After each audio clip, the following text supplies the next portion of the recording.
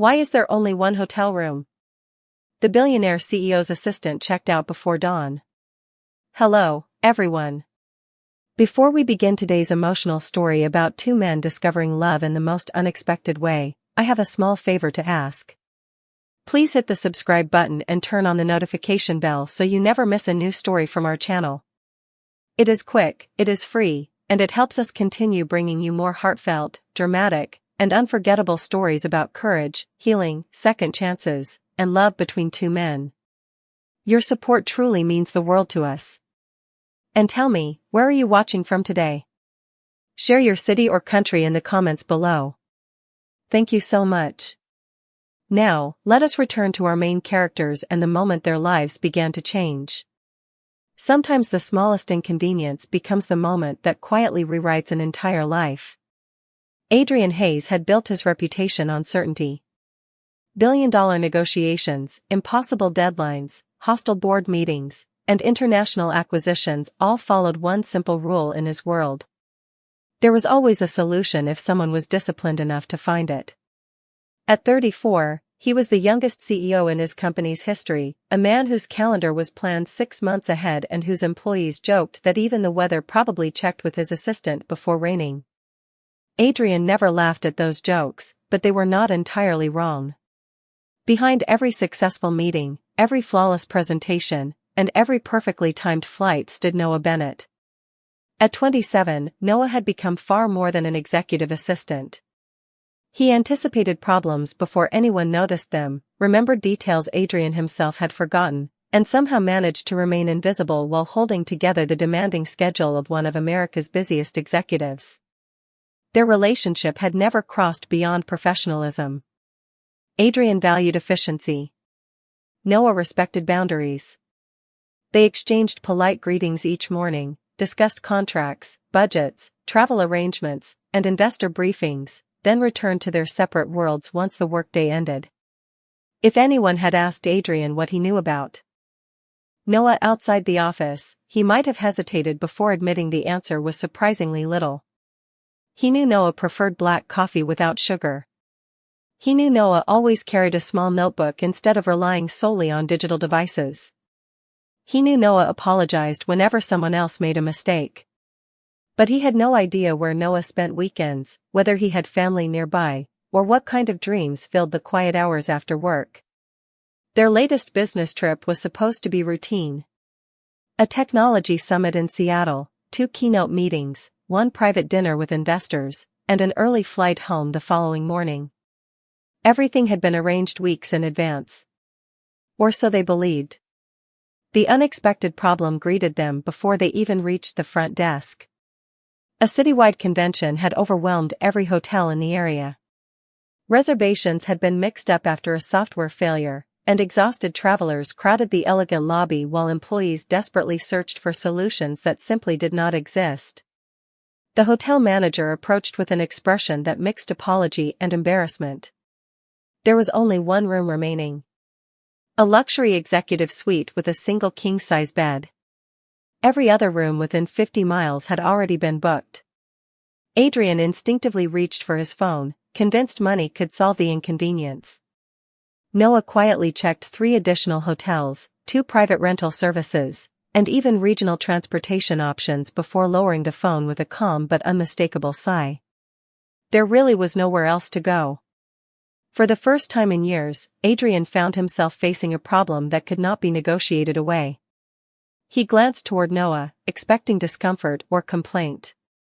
Instead, Noah offered a small, reassuring smile that seemed almost practiced. "It's only one night," he said softly. "We'll figure it out." Adrian nodded, unaware that those simple words were about to become the first sentence of a story neither of them could have predicted.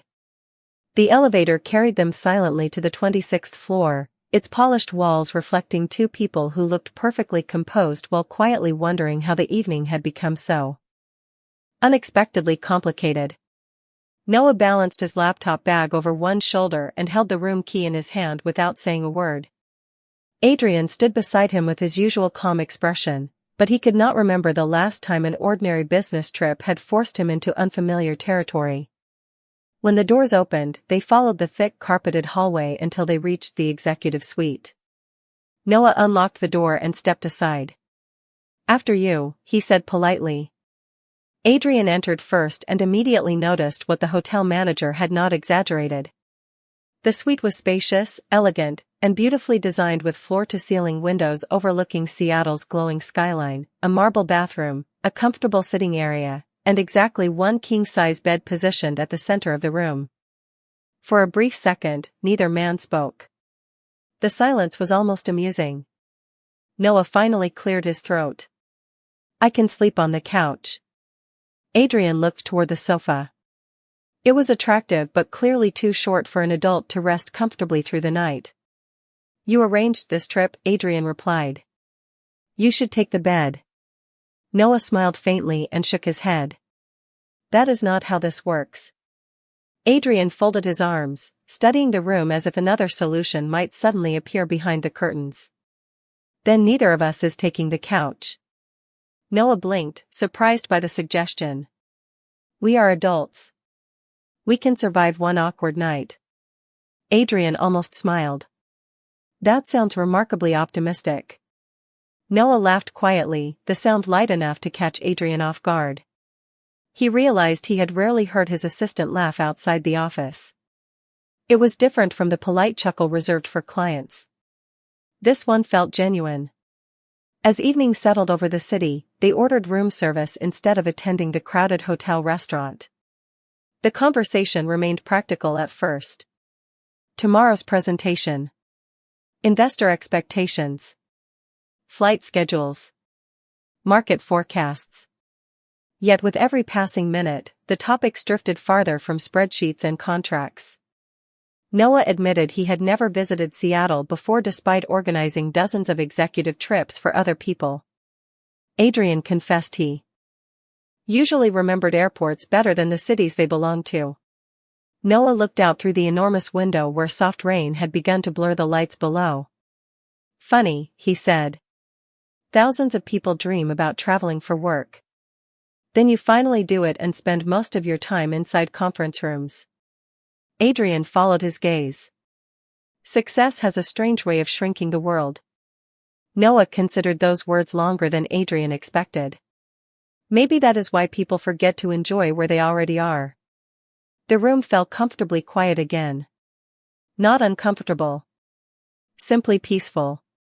Outside, the rain became steadier, tapping gently against the glass like a patient conversation waiting to happen. Adrian loosened his tie for the first time that day and noticed Noah discreetly rubbing the side of his neck before quickly lowering his hand as if hoping no one had seen. It lasted only a second, but Adrian remembered every small detail. For someone who spent his career observing businesses, he suddenly found himself paying attention to the person sitting across from him instead. He could not explain why. Perhaps it was the unusual circumstances. Perhaps it was the quiet honesty that appeared whenever Noah forgot he was speaking to his employer. Or perhaps, for the first time in years, Adrian was beginning to see the man behind the perfectly organized calendar, and something about that realization made the expensive hotel suite feel less like a temporary inconvenience and more like the beginning of a conversation that should have happened long ago. The rain grew heavier as the evening settled over Seattle, washing silver ribbons across the enormous windows until the city beyond looked like a watercolor melting into the night. Somewhere in the distance, thunder rolled softly, not frightening but steady enough to remind them that nature never cared about business schedules or quarterly earnings. Noah closed his laptop after reviewing tomorrow's presentation one final time and leaned back with a quiet sigh. Adrian noticed it immediately. It was different from the calm confidence Noah usually carried through the office. This sigh sounded tired, almost as though he had been carrying invisible weight for much longer than a single workday. Before Adrian could say anything, the lights flickered once. Then again. The room fell completely dark except for the pale glow of the skyline beyond the rain-soaked glass. For a moment, the only sounds were the distant storm and the soft hum of emergency power somewhere inside the building. Noah laughed quietly. "I guess the universe decided we have worked enough for one day." Adrian reached for his phone and switched on the flashlight. Apparently it disagrees with our schedule. A gentle knock came through the speaker system moments later. The hotel announced that a nearby transformer had failed during the storm and that emergency crews expected the electricity to return within an hour. Candles would be delivered to guests who requested them. Noah accepted 2 small battery lanterns from hotel staff and placed one beside the window while Adrian settled into an armchair overlooking the rain. The softer light changed everything. The suite no longer felt like an executive workspace. It felt peaceful, almost detached from the busy world below. Noah walked toward the window, watching headlights glide through rain-slick streets. "My mother loved storms," he said unexpectedly. Adrian looked up. It was the first personal sentence Noah had ever volunteered in 3 years of working together. "She used to make hot chocolate whenever the power went out," Noah continued with a faint smile. "She always said darkness made people pay attention to conversations instead of televisions." Adrian found himself smiling before he realized it. Was she right? Noah nodded slowly. "I think so." Silence settled between them again, but it no longer felt empty. Adrian surprised himself by speaking next. "My father believed every minute had to produce something measurable." Noah turned from the window, listening carefully. Vacations had objectives. Family dinners became business lessons. Even birthdays usually ended with conversations about achievement. He gave a small shrug. "I became very good at succeeding." Noah studied him for a long moment. "Were you happy?" The question landed gently, yet Adrian realized no one had asked him that in years. Investors asked about growth. Journalists asked about strategy. Board members asked about profits. Happiness had quietly disappeared from the list. He looked back toward the rain before answering honestly. "I stopped measuring that a long time ago." Noah lowered his eyes as if recognizing something painfully familiar. Sometimes people become so busy proving their value that they forget they already have it. Adrian looked at him with new curiosity. Those words sounded practiced, almost as though Noah had repeated them to himself many times before. Another flash of lightning illuminated the room for only a heartbeat, revealing the thoughtful expression Noah quickly tried to hide. Adrian noticed, as he had begun noticing everything lately. The careful smile. The tired eyes. The habit of rubbing the side of his neck whenever he thought no one was watching. Outside, the storm slowly drifted farther across the city, but inside the quiet suite another kind of weather had begun to change. 2 men who had spent years separated by titles, schedules, and polite conversations were finally beginning to see each other as people instead of positions, and neither of them realized that before the next sunrise, everything they believed about this ordinary business trip would quietly fall apart. Long after the storm had drifted beyond the skyline, the city settled into the quiet rhythm that only existed after midnight. The emergency power had been restored, but neither Adrian nor Noah seemed eager to switch off the small lantern glowing softly beside the window. Its warm light made the enormous suite feel strangely smaller, almost comfortable. Adrian eventually stood and gathered the empty dinner trays near the door before checking tomorrow's itinerary one final time. "We should get some sleep," he said. Noah nodded with a tired smile. "You are right. Tomorrow is going to be busy." They agreed without further discussion to share the large bed while keeping a respectful distance. It was practical, uncomplicated, and oddly less awkward than either of them had imagined a few hours earlier. Adrian expected to fall asleep almost immediately.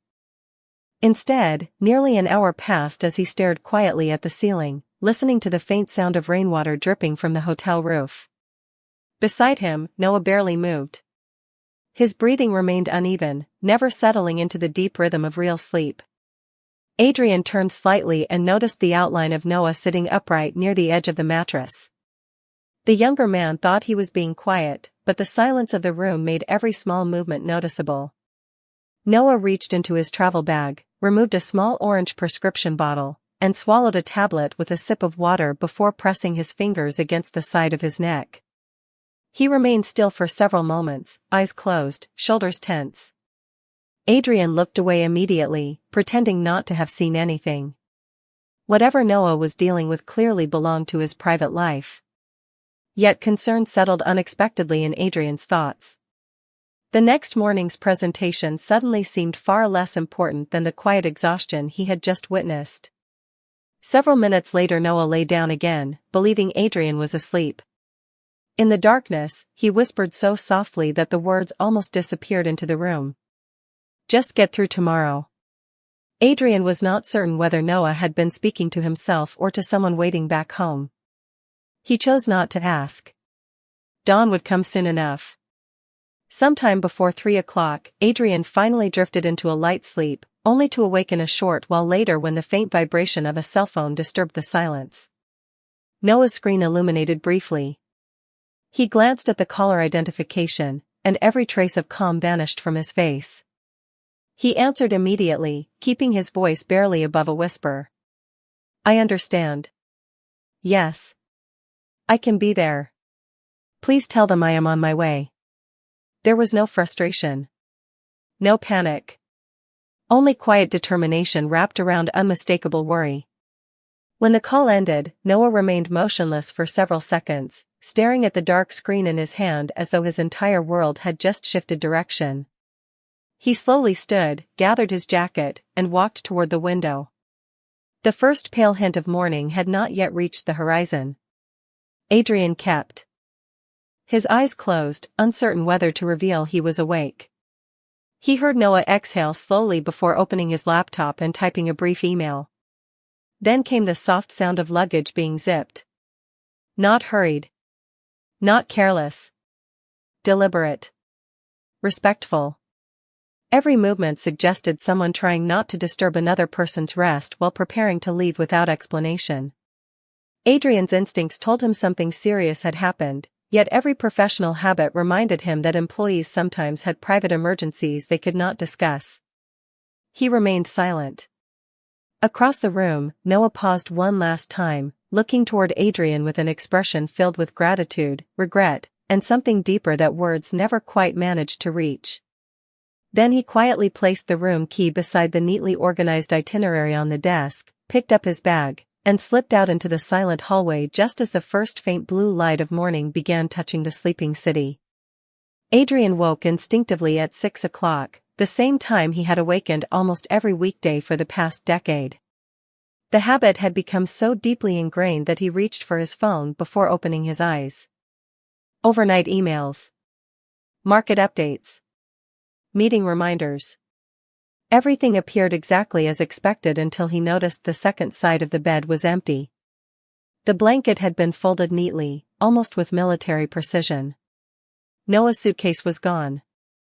Adrian sat upright immediately. At first he assumed his assistant had gone downstairs for coffee or an early walk, but the organized desk told a different story. Noah's laptop charger was missing. His notebook was gone. Only the room key and a printed itinerary remained beside a single handwritten note. Adrian picked it up carefully. The message was painfully brief. "I am sorry. An unexpected family emergency requires me to leave immediately. All presentation files have been uploaded to your tablet. You will not have any scheduling issues today. I sincerely apologize for leaving without explaining in person." There was no signature. There did not need to be one. Adrian read the note twice before checking his phone. There were no missed calls. No detailed message. Only an email sent less than an hour earlier containing updated meeting documents, revised transportation information, and every adjustment necessary to keep the day's schedule running perfectly despite Noah's absence. Even while facing an emergency, Noah had made certain Adrian's work would not suffer. Adrian stared at the screen longer than he expected. Something about that realization unsettled him. During the drive to the convention center, he found himself glancing repeatedly toward the empty passenger seat where Noah normally reviewed the agenda one final time. The silence inside the car felt unusually noticeable. At the conference hall, several executives greeted Adrian warmly, but almost every conversation included the same casual question. "Where is Noah today?" Adrian answered politely each time. A family emergency. The words sounded simple enough, yet every repetition made him realize how little he actually knew. Family emergency. Which family member? Was someone ill? Was anyone with Noah? Did he have brothers or sisters? Parents nearby? Adrian could answer detailed questions about billion-dollar investments without hesitation, but he could not answer a single personal question about the man who had worked beside him every day for 3 years. The realization lingered throughout the morning presentation. Adrian delivered the keynote flawlessly, earning enthusiastic applause from investors and technology leaders alike. His words were confident. His timing was perfect. Yet privately he noticed something unfamiliar. Between slides, his eyes searched automatically for Noah standing near the side of the stage, quietly signaling the remaining time or reminding him of the next discussion point. The space remained empty. After the conference concluded, Adrian returned to the hotel earlier than planned. The front desk clerk recognized him immediately. "Good afternoon, Mr. Hayes. I hope your assistant reached his destination safely." Adrian paused. Did he mention where he was going? The clerk offered an apologetic smile. "No, sir. He simply checked out before dawn and requested the earliest available airport transportation." He seemed worried. That single word echoed in Adrian's thoughts as he rode the elevator back upstairs. Worried. Not rushed. Not careless. Worried. Back inside the quiet suite, Adrian noticed something he had overlooked that morning. Resting beside the window where Noah had stood watching the storm was a small leather notebook no larger than a passport. It had slipped beneath the edge of the curtain, hidden from view. Adrian picked it up carefully, intending only to identify its owner before mailing it back. But as he turned it over in his hands, a folded medical appointment card quietly slipped from between its pages and landed on the carpet, revealing just enough printed words to make his heartbeat slow with sudden concern. Adrian bent down and picked up the appointment card with careful fingers, intending only to place it back inside the notebook before arranging its return. His eyes caught a few printed lines before he could look away. The card listed a medical center in Boston, the date from only 2 weeks earlier, and the words follow-up consultation.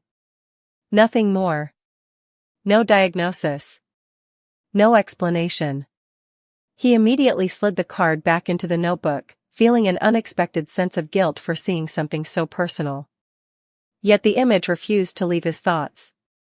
The prescription bottle. The quiet pain Noah had tried to hide. The late-night phone call. The whispered promise to get through tomorrow. None of those moments had seemed connected until now. Adrian placed the notebook inside his briefcase, deciding he would return it personally instead of trusting a shipping service. During the flight home, he attempted to review financial reports, but the numbers blurred together. For the first time in years, his concentration drifted away from business toward a single unanswered question. Was Noah all right? The company headquarters looked exactly the same when Adrian arrived the following morning. Employees greeted him politely. Elevators moved with their usual efficiency. Meetings filled the calendar without interruption. Everything appeared normal except for one quiet difference. Noah's desk remained empty. His coffee mug still sat beside the monitor exactly where he had left it before the trip. His neatly organized files waited untouched. Even the small green plant near the window leaned slightly toward the sunlight as though expecting its caretaker to return. Adrian stood there longer than necessary before walking into his office. By noon, he finally called Human Resources. Has Noah Bennett requested leave? The director checked the records before answering. Yes. He submitted emergency family leave early yesterday morning. All documentation was approved immediately. Adrian hesitated. Did he say when he expects to return? No, Mr. Hayes. He only said he would contact us as soon as he knew more. Adrian thanked her and ended the call, but the conversation provided almost no comfort. Late that afternoon, his office phone rang again. It was Margaret Sullivan, the senior board member who had watched Adrian build the company into one of the fastest-growing firms in the industry. "Excellent presentation in Seattle," she said warmly. "Several investors specifically mentioned how professional your assistant has always been. I hope everything is all right." Adrian looked toward the empty desk through his office window. "I hope so too." Margaret paused before speaking again. "You know, success depends on talented people staying beside you. Do not wait until someone disappears before realizing how much they matter." After the call ended, those words lingered with surprising force. Adrian had always believed appreciation could be demonstrated through promotions, bonuses, and opportunities. Yet he suddenly wondered whether he had ever simply thanked Noah for carrying responsibilities that made everyone else's jobs easier. That evening, before leaving the office, Adrian unlocked the notebook once more. This time he noticed a folded photograph tucked carefully between two blank pages. It showed a smiling elderly woman sitting on a porch beside a much younger Noah, both holding oversized mugs of hot chocolate while autumn leaves covered the yard around them. Written across the back in neat handwriting were only 6 words. "Home is wherever kindness still waits." Adrian stared at the photograph for several silent moments before carefully returning it to its place. Whoever had called Noah before dawn had pulled him away from far more than a business trip. They had called him back to someone he loved deeply. Adrian closed the notebook gently and made a decision that surprised even himself. Tomorrow, instead of waiting for answers to arrive, he would fly to Boston, return the forgotten notebook with his own hands, and finally learn the truth about the man he had spent 3 years knowing without ever truly seeing. The flight to Boston lasted less than 2 hours, yet Adrian spent the entire journey questioning a decision that would have seemed impossible only a week earlier. He had postponed meetings, delegated responsibilities to his executive team, and crossed several states for a reason he could not easily explain. Officially, he was returning a forgotten notebook. Unofficially, he needed to know whether the quiet concern that had settled inside him was justified. The address on the medical appointment card led him not to a hospital but to a peaceful rehabilitation and long-term care center on the outskirts of the city. Tall maple trees lined the entrance, and late afternoon sunlight painted golden patterns across the walking paths. It was calm in a way that reminded Adrian of places where people measured time differently, not by meetings or deadlines, but by moments shared together. Inside the reception area, Adrian introduced himself and explained that he was looking for Noah Bennett. The receptionist smiled politely before pointing toward a garden visible through the large windows. "You will probably find him outside," she said softly. Adrian thanked her and stepped through the glass doors.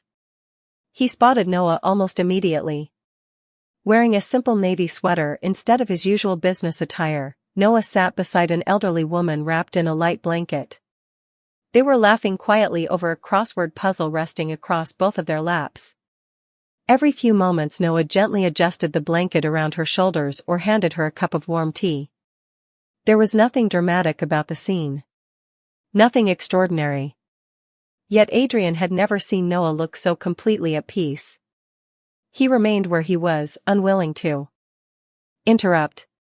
After several minutes, the elderly woman noticed him first. She smiled kindly and touched Noah's arm. Noah turned, and the surprise on his face was impossible to hide. He stood immediately. "Mr. Hayes?" Adrian walked forward, suddenly feeling far less confident than he had during any board presentation. "I believe you forgot something." He held out the leather notebook. Noah stared at it for a second before accepting it carefully. "I thought I had lost this forever." His voice carried genuine relief. "Thank you."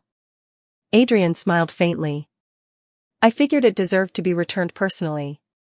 Noah looked down, almost embarrassed. "You did not have to come all the way here." "Perhaps," Adrian admitted.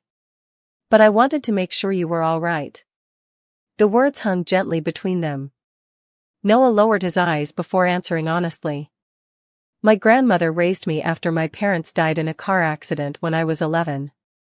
Last week her heart condition suddenly became worse. The call came while we were in Seattle." The doctors thought, they thought I might not reach her in time. Adrian glanced toward the smiling woman now watching birds gather near a fountain. She looks better. Noah smiled, and this time the relief reached his eyes. She is stronger than every doctor who has ever treated her. They walked together toward the bench where she waited. Noah made the introduction with unmistakable affection. Grandma, this is Adrian Hayes. My boss. The elderly woman laughed warmly. Only your boss? After he flew all the way to Boston just to return a notebook? Adrian felt unexpectedly self-conscious. She reached out and squeezed his hand with surprising strength. Thank you for taking care of my grandson, she said. Adrian looked at Noah before answering quietly. I think the truth is that he has been taking care of everyone else for a very long time. Noah looked away, clearly uncomfortable with the praise, but his grandmother smiled as though she had been waiting years for someone else to finally notice what she had always known. In that peaceful garden, surrounded by autumn leaves and gentle afternoon light, Adrian realized that the person he admired most had never been defined by perfect schedules or flawless work. Noah's greatest strength had always been the quiet kindness he offered without expecting anyone to see it, and for the first time Adrian understood that some of the most valuable people in life were the ones whose hearts stayed invisible until circumstances finally gave them permission to be seen. Adrian remained in Boston longer than he had originally planned. What was supposed to be a brief visit stretched into the rest of the afternoon as Noah's grandmother insisted they stay for tea in the small family lounge overlooking the gardens. She spoke with the effortless warmth of someone who believed every stranger was simply a friend who had not yet been introduced. She told stories about Noah as a curious little boy who once spent an entire summer building birdhouses because he wanted every sparrow in the neighborhood to have a safe place to sleep. She laughed about the countless times he had given away his own birthday gifts to children who had less than he did. Noah protested with embarrassed smiles each time, but his grandmother only waved him quiet. Kindness should never stay hidden, she said. Adrian listened carefully, realizing that every story sounded remarkably familiar. Noah had not become compassionate because of his career. His career had merely revealed the person he had always been. As the afternoon faded into evening, Noah walked Adrian toward the parking lot. Cool autumn air carried the scent of fallen leaves, and the setting sun painted long shadows across the quiet sidewalk. For several moments neither of them spoke. Finally Noah broke the silence. You really should not have interrupted your schedule because of me. Adrian looked ahead before answering. A week ago I would have agreed with you. Noah glanced sideways, puzzled. Adrian smiled thoughtfully. Then one unexpected hotel room forced me to realize something uncomfortable. I know every detail about my company's quarterly reports, but I knew almost nothing about the people helping me build them. Noah remained quiet, allowing the words to settle naturally between them. Adrian continued. I have spent years believing leadership meant solving problems, increasing profits, and making difficult decisions. I never stopped to ask whether the people beside me were carrying burdens I could not see. Noah lowered his eyes. Everyone carries something. Yes, Adrian replied softly. But no one should have to carry it alone. The words lingered in the crisp evening air. Noah looked at him with an expression that mixed gratitude and disbelief. Thank you, he said quietly. Not just for bringing back the notebook. For coming. Adrian laughed gently. I have a confession. Noah raised an eyebrow. I was looking for an excuse. That unexpected honesty drew a genuine laugh from Noah, warmer than any Adrian had heard before. It felt effortless, free from office etiquette and professional distance. They stood beside Adrian's rental car for another minute before Noah spoke again. Grandma is improving every day. The doctors believe she can return home next week if everything continues like this. That is wonderful news. Noah nodded. I will probably come back to work after she is settled. Adrian looked directly at him. Come back when you are ready.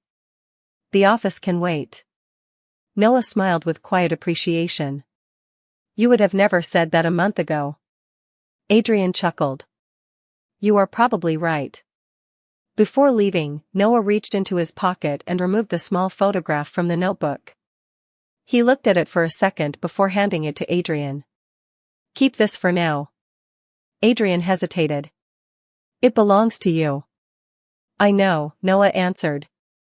But every time you see it, remember what my grandmother wrote on the back.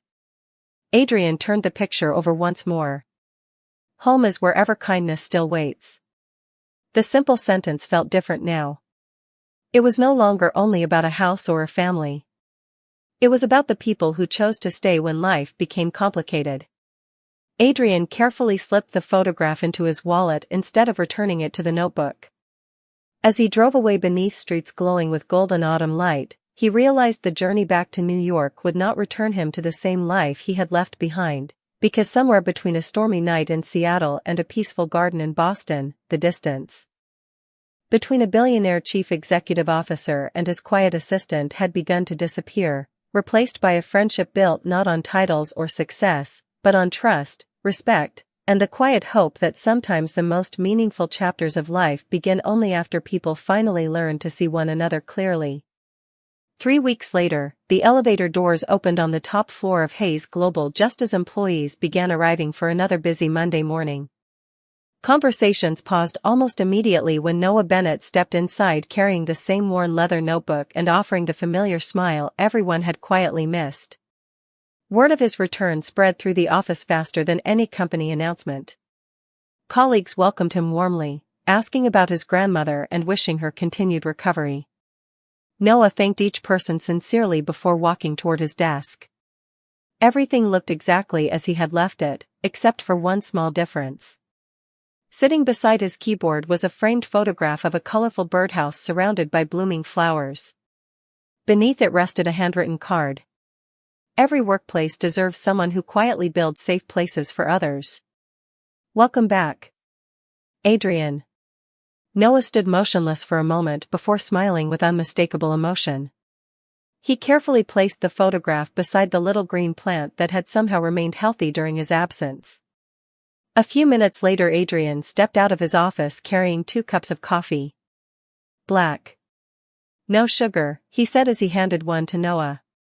Noah accepted it with a surprised laugh. You remembered. Adrian smiled. I should have remembered years ago. Their days slowly returned to familiar routines, yet nothing truly felt the same. Adrian no longer hurried through every conversation. He asked employees how their families were doing. He encouraged people to use vacation days instead of postponing them. Weekly meetings became shorter, while genuine conversations quietly became longer. The changes surprised everyone, but no one complained. Productivity improved anyway. Several months later, the board celebrated another record-breaking quarter. Investors praised Adrian's leadership, calling his company one of the healthiest corporate cultures in the industry. During the celebration dinner, Margaret Sullivan raised her glass with a knowing smile. Whatever changed you, she said, do not ever change back. Adrian glanced across the room where Noah was laughing with coworkers over a harmless joke. I do not plan to. As winter slowly gave way to spring, Noah's grandmother returned home exactly as the doctors had hoped. One Saturday afternoon Adrian accepted an invitation to visit Boston again. This time there were no forgotten notebooks, no emergencies, and no business schedules waiting on the other side. They spent the afternoon repairing old birdhouses in the backyard while Noah's grandmother prepared homemade apple pie inside the house. Watching Noah patiently paint a tiny wooden roof bright blue, Adrian realized happiness rarely announced itself with grand celebrations. Sometimes it appeared quietly through ordinary moments shared with the right people. As the sun began setting behind the trees, Noah walked beside Adrian toward the front gate. They paused before either of them reached for the car door. Adrian took a slow breath, smiling with the calm confidence he usually reserved for important negotiations. I spent years believing success meant finding the perfect opportunity, he said. Now I think success might simply mean recognizing the right person when life unexpectedly places them beside you. Noah looked at him for a long silent moment before his gentle smile returned. I was wondering how long it would take you to say that. Adrian laughed, relieved by the answer. Too long? A little, Noah admitted warmly. But some things are worth waiting for. Their hands found each other naturally, not through urgency or uncertainty, but with the quiet confidence of two people who had already learned to trust one another through kindness, patience, and honest understanding. Neither of them needed dramatic promises. They had already discovered something far more lasting. The unexpected hotel room had never been the real beginning of their story. It had simply been the moment that forced two lives traveling in parallel to finally slow down long enough to see each other clearly. And sometimes, the greatest love stories do not begin with perfect plans. They begin with unexpected interruptions that gently remind us the people who change our lives are often standing beside us long before we ever notice them.